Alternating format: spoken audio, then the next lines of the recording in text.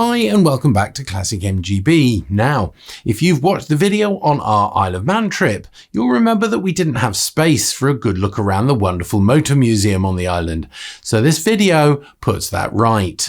The museum is housed in a large purpose-built facility near Derby on the northeast corner of the island and has ample parking for plenty of visitors.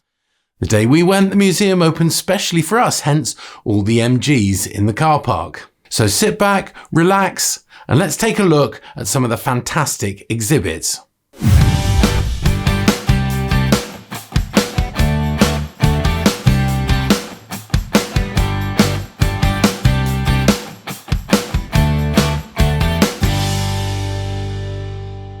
Now, there's really too much for me to absorb about this museum, so I've caught up with Nick Sykes, who is a self-confessed conservator. He tells me that's cleaning the cars, but I'm sure it's a lot more than that. Nick, tell me a bit more about the museum.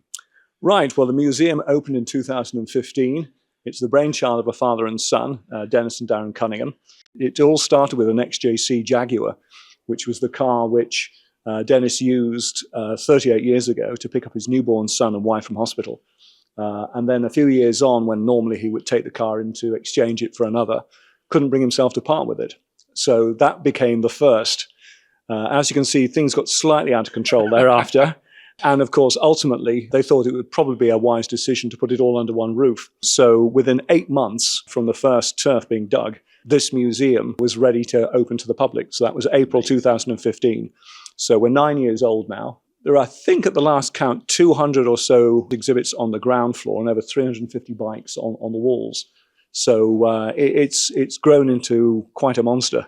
So cars and bikes, there's obviously lots of those about, but there's also a space capsule. In fact, there's 2 space capsules. Very strange, and apparently they've actually been into space.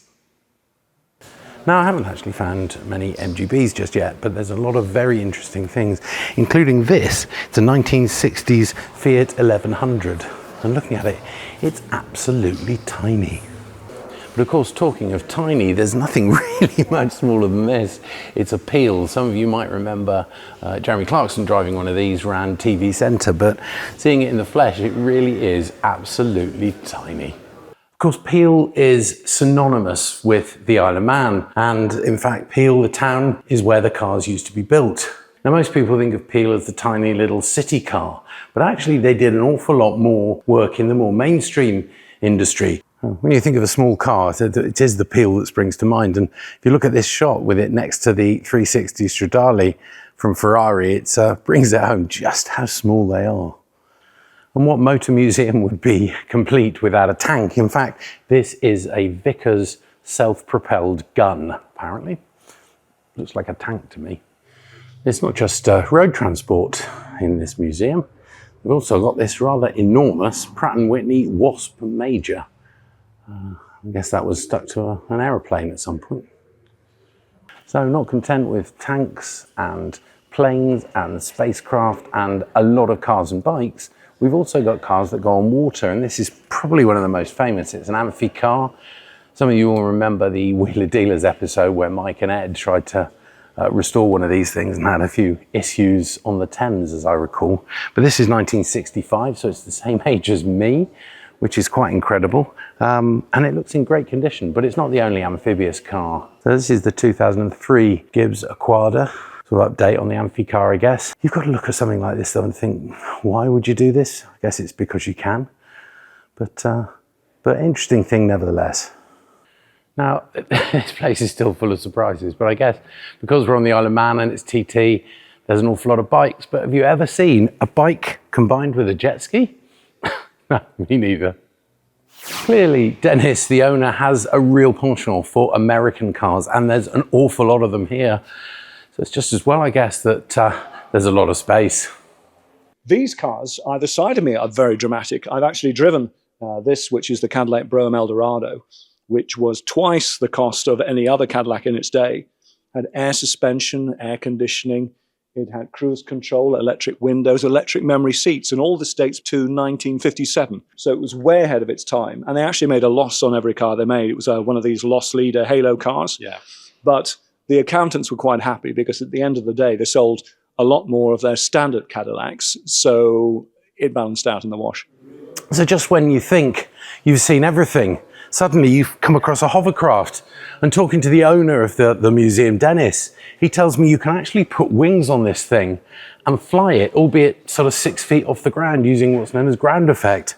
Incredible, I've never seen anything like this before. Now, of course, no motor museum would be complete without at least one MG, and in fact, this museum has two. This is a 1979 MGB Roadster in green, and there's quite a story to this one. It was a friend of the owner, had a lovely detached house in North London, and he'd always had a number of female lodgers. However, he fell for one and they got married. They had a number of happy years together and he bought her this car. Unfortunately, they fell out of love, and as part of the divorce settlement, he got the car.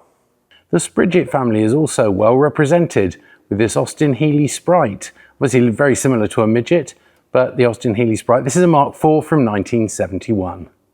So at one end of the museum there is a classic red London bus, which apparently has been adapted for hospitality use. But at the other end there's a bus that's probably equally iconic. It's a Greyhound bus, named in a number of very famous songs from the 50s and 60s, and it must have been quite an experience to travel on. I understand each seat had its own radio. Now, this museum has an incredible number of very odd and unusual cars. This one in particular, it has 1, 2, 3, 4, 5 rows of seats, making it probably the longest car that I've ever seen. I certainly wouldn't want to be driving around some of the little lanes that we've been driving around today. The word eclectic is often used around the museum. As we enter through the doorway, we have the red display. So we have Ducati motorbikes. We have a wonderful 1966 Routemaster bus. The stories behind the metal are fascinating. So Dennis's son, Darren, in 2012, toured America for 8 months in that bus. He actually took a black London cab on a trailer as well. So two iconic forms of London transport, toured America. So there are lots of French cars here. And then a gold Buddhist hearse. How often do you see a gold Buddhist hearse? We had that driving around the car park not too long ago. There are just so many. And of course, the bikes. I know your audience are more four-wheel orientated, but obviously we need, being based on the Isle of Man, to cater for the TT Grand Prix and Sub 100 audience. And how's this for a bit of luxury? A Maybach. What a lovely way to travel. I don't think you could get further away from an MGB than this on the road. Now, how many people remember Norman Wisdom? He was a very famous comedy film actor. He's a bit of a guy that liked to play the fool. He also, a lot of people don't know, lived in the Isle of Man. And this is his car. It's a Rolls-Royce Spirit 2 from 1985. And inside it does look big. It's not as big as some of those American things, but it's nice to have a car with a bit of history that's related to the Isle of Man. Now, how about this? It's an E-type that is in clearly a lot of need of restoration. And I think, as I understand it, they're not going to restore it because they already have a rather nice restored E-type. So that's it. A whistle-stop tour of the fantastic Isle of Man Motor Museum. If you ever get a chance to go to the island, this museum is well worth a visit. If you've enjoyed the video, we'd really appreciate it if you'd give it a like, share it on social media with anyone that may be interested, and also subscribe to the channel. It really helps YouTube get our content out to new viewers. As always, thanks for watching and take care.